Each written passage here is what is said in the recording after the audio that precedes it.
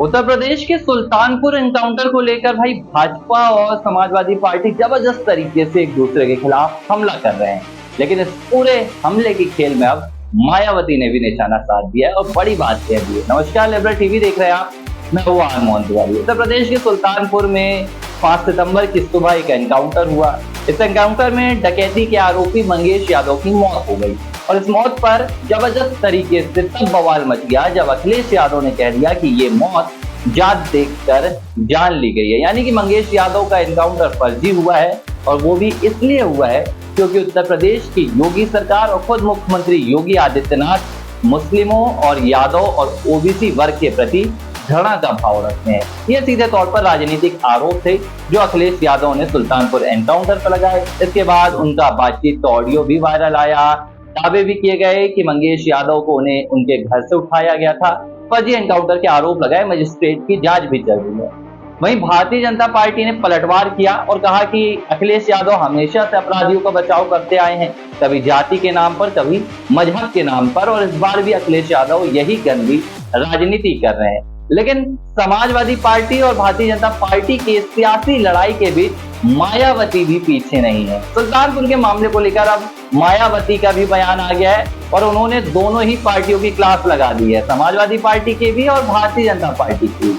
मायावती ने कहा कि दोनों ही पार्टियां अपराध, अपराधियों और जाति की बात करती हैं। इन दोनों का रुख इन मामलों में एक सा है। दोनों की जो स्थिति है वो चोर चोर मौसेरे भाई की तरह।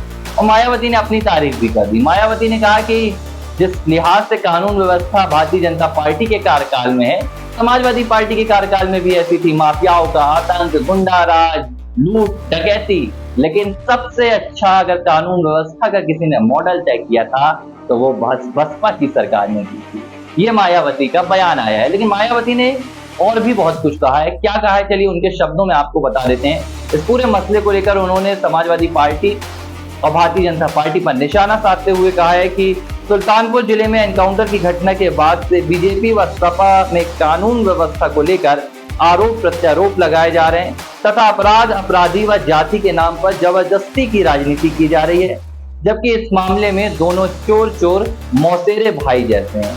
मायावती आगे कहती हैं कि बीजेपी की तरह ही सपा सरकार में भी तो कई गुना ज्यादा कानून व्यवस्था का बुरा हाल था।